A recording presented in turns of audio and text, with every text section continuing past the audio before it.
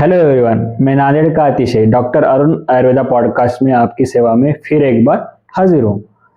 आयुर्वेदा के बारे में अभी हम विस्तार से जान लेंगे। नमस्कार डॉक्टर सर। नमस्ते। तो हमें ये बताइए कि एक्चुअल में आयुर्वेदा क्या है? हाँ, तो आयुर्वेद का जो निर्माण है ये सबसे पुरातन है। आयुर्वेद एक चिकित्सा प्रणाली है और ये सबसे पुरातन चिकित्सा प्रणाली माना जाता है। और पुरातन में ऐसा लिखा हुआ है कि इसका निर्माण वेद कालों से हुआ है। तो वेदों के बारे में ऐसा जानते हैं कि वेद अनादि है। अनादि यानी कभी पैदा नहीं हुए और इसका अंत कोई नहीं है। लेकिन महर्षि व्यास ने ये जो ज्ञान है, ये ज्ञान को अलग अलग मानवीय कल्याण के लिए अलग अलग हिस्सों में उसको संकलित किया और फिर वो उसके वेद बन गए। अब इसमें 4 वेद है। ऋग्वेद है,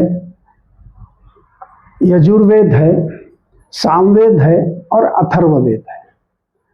तो ऋग्वेद में देवी देवताओं के स्तुति का मंत्रों का वर्णन है। यजुर्वेद में यज्ञ, पूजा विधि, कर्मकांड, इसके विधि और मंत्रों का वर्णन है। सामवेद में नृत्य, संगीत, कला, इसका वर्णन है। और अथर्ववेद में ज्ञान, चिकित्सा, जादू, फिर हमारा जो डेली रूटीन होता है तो उसके नियम, इसके बारे में उसमें वर्णन है। और ये जो वेदों का ज्ञान है, तो ये वेदों का ज्ञान अलग अलग क्षेत्रों में मानवीय कल्याण के लिए उपयोगी कैसा हो, इसलिए उपवेदों का निर्माण किया है। तो उपवेदों में आयुर्वेद, शिल्पवेद, गंधर्ववेद और धनुर्वेद, ये 4 उपवेद है। तो आयुर्वेद में चिकित्सा प्रणाली के बारे में बताया है, चिकित्सा विज्ञान और प्रणाली के बारे में। धनुर्वेद में धनुर्विद्या के बारे में है। गंधर्ववेद में संगीत और कला, नृत्य, इसका वर्णन है। और शिल्पवेद में शिल्प कला का वर्णन है। तो आयुर्वेद जो है, तो आयुर्वेद का निर्माण जो है, ऐसा माना जाता है कि इसके देवता जो है महर्षि धन्वंतरी है। और महर्षि धन्वंतरी का जन्म के बारे में ऐसी आख्यायिका है कि समुद्र मंथन में अमृत कलश लेके महर्षि धन्वंतरी इस पृथ्वी पर आए और उन्होंने मानवीय कल्याण के लिए, मनुष्यों के कल्याण के लिए ये चिकित्सा प्रणाली का निर्माण किया। और अभी अपने विश्व में जितने भी चिकित्सा प्रणाली है, तो सभी चिकित्सा प्रणाली के लोग महर्षि धन्वंतरी को देवता मानते हैं। तो सबसे पहले हम क्या करेंगे, ये जो महर्षि धन्वंतरी हमारी देवता है तो उसको नमन करेंगे और फिर आगे का जो ज्ञान है उसके बारे में हम जान लेंगे। तो आंखें बंद कर लेते हैं, एक सांस अंदर और पूरी तरह से बाहर, चेहरे पे स्माइल। नमामि धन्वंतरी आदिदेवं सुरासुरे वंदित पाद पद्मं लोके जरारुक भयमृत्युनाशं धातारमीशं विविधौषधीनाम्।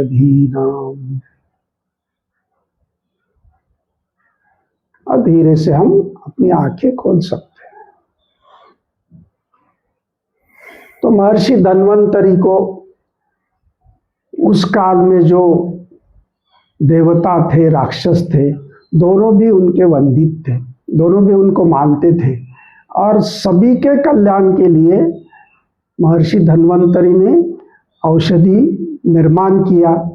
और मृत्यु का भय, जो मानव को मृत्यु का भय आता था, तो उसका नाश करने के लिए ये प्रणाली का निर्माण किया।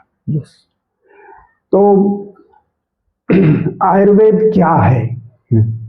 तो सबसे पहले हम जान लेंगे कि आयुर्वेद तो आयुर्वेद ये संस्कृत शब्द है। जी।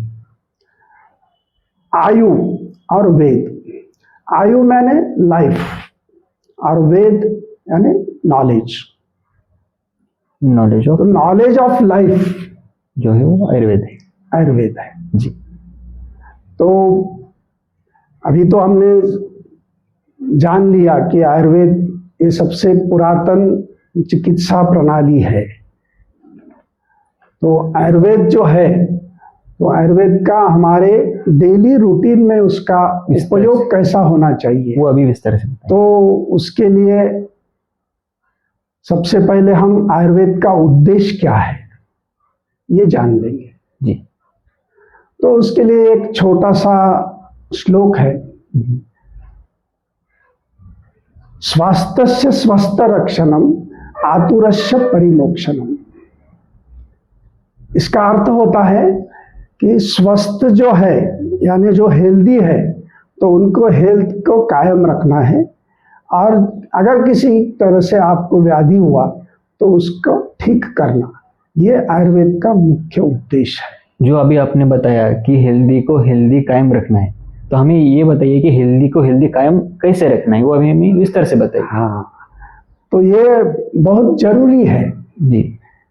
क्यों, तो अगर आप हेल्दी हो तो ये कैसा जान ले, ये कैसा पहचान ले कि मैं हेल्दी हूँ। जी। तो अलग अलग उसकी व्याख्याएं हैं। तो सबसे पहले हम हेल्थ की व्याख्या क्या है, जी। तो वो पहले हम जान लेंगे, फिर अपने स्वास्थ्य को, अपने हेल्थ को कैसा कायम रखना है, तो उसके बारे में हम बाद में जान लेंगे। तो कुछ लोग ऐसा बोलते हैं कि health is not a mayor absence of disease. तो इसका अर्थ क्या है, तो आपको कोई व्याधि नहीं है, सभी व्याधि से आप मुक्त हो, इसका अर्थ ये नहीं है कि आप स्वस्थ हो। तो फिर हमें प्रश्न पड़ेगा कि फिर हमें तो कोई व्याधि नहीं है, मुझे तो कोई बीमारी नहीं है, कुछ नहीं है, तो फिर भी आप कह रहे हो कि आप हेल्दी नहीं हो, तो फिर हेल्दी कैसा। तो अभी हम तो हमारे परम पूज्य श्री श्री रविशंकर जी है, इन्होंने हेल्थ की व्याख्या बहुत अच्छी तरह से की। Health is the dynamic expression of life. Dynamic expression of life, जो अभी ये बताया कि डायनेमिक एक्सप्रेशन ऑफ लाइफ है हेल्थ, तो अभी हमें वो इसके बारे में विस्तार से बताइए। हाँ, तो डायनामिक एक्सप्रेशंस कौन से हैं जी। ये अगर आप जान लिए तो ही आप हेल्दी हो या नहीं हो इसकी पहचान आपको होगी, अन्यथा नहीं होगी। नहीं हो, बराबर है ना। यस। तो ये डायनामिक एक्सप्रेशंस कौन से है, तो एंथुजियाज्म यानी उत्साह, प्रेम, लव, हाँ लव, प्रेम, और फिर आपके विचार है वो पॉजिटिविटी आपकी है, पॉजिटिव थिंकिंग, आपके चेहरे पे स्माइल है, स्माइल, आप केयरिंग हो, सभी के लिए आप कुछ हेल्प करते हो, मदद करते हो। और ऐसा अगर आपका एक्सप्रेशन है तो समझ लेना आप हेल्दी हो। सिर्फ आपको कोई व्याधि नहीं है और फिर आप ये कोई उत्साह नहीं है, आपने कोई प्रेम भाव नहीं है, तो फिर आप हेल्दी नहीं हो। जी, है ना। जी। तो इसके लिए आयुर्वेद में हेल्थ की यानी स्वास्थ्य की व्याख्या बहुत अच्छी तरह से की है।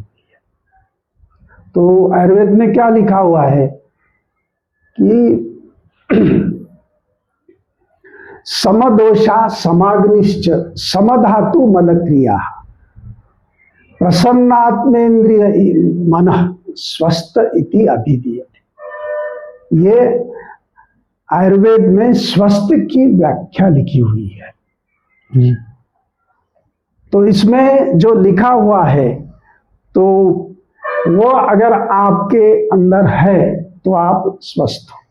तो इसमें क्या है, समदोषा समाग्नि समधातु मलक्रिया, ये तो शरीर के है, आपके शरीर के अंदर दोष है, शरीर के अंदर अग्नि है, शरीर के अंदर धातु है, और शरीर के मल क्रिया है, ये समस्थिति में रहे तो आप हेल्दी हो। तो इतना रहते हुए भी आप हेल्दी हो ऐसा नहीं है। तो आगे आयुर्वेद क्या बोलता है कि आपका मन, आपके इंद्रिय और आपका आत्मा ये प्रसन्न रहना चाहिए। ये अगर आप प्रसन्न है तो ही आप स्वस्थ हो, है ना। तो ये दोष, अग्नि, फिर धातु, मलक्रिया, ये क्या है, तो ये भी हमें ज्ञात रहना बहुत जरूरी है जी। यस। तो ये जो समदोष है, दश दोष है, तो आप सबको पता है कि आयुर्वेद का जो बेस है वो बेस पंच मूल द्रव्य, यानी उसे हम पंच तत्व कहते हैं। ये पंच तत्व पे उसका बेस है। तो ये पंच तत्व कौन से है, तो पृथ्वी, जल, अग्नि, वायु और आकाश। ये सृष्टि पंच तत्व से बना हुआ है और हमारा शरीर भी ये सृष्टि का हिस्सा है ना। यस। तो इसलिए हमारे पूरे शरीर में ये पंच तत्व है। कौन से है, पृथ्वी, जल, अग्नि, वायु और आकाश। और ये जो त्रिदोष है, ये त्रिदोष भी ये पंच तत्व से बने हुए हैं। तो त्रिदोष कौन से है, तो वात, पित्त और कफ, ये त्रिदोष है। और ये त्रिदोषों की अलग अलग एक्टिविटीज है, अलग अलग तरह का कार्य है। और ये कार्य अगर समस्थिति में चलता है, व्यवस्थित चलता है, तो हम स्वस्थ है, तो हम हेल्दी है। अन्यथा इसमें कुछ अगर गड़बड़ है तो हमारा हेल्थ गड़बड़ हो जाता है। तो फिर ये दोष क्या है, ये अग्नि क्या है, फिर धातु क्या है, मलक्रिया कैसे होती है, तो इसके लिए हम आगे के इसमें विस्तार से जान लेंगे। हमने इस वीडियो में आयुर्वेद क्या है वो जान लिया है और अगली वीडियो में हम और विस्तार से जान लेंगे कि आयुर्वेद क्या है। तो तब तक इस वीडियो को लाइक करो, शेयर करो और सब्सक्राइब करो और कमेंट भी करो। अगर आपके कोई प्रश्न हो तो नीचे दिए हुए नंबर पर आप कांटेक्ट कर सकते हो या फिर मैसेज भी कर सकते हो। Thank you.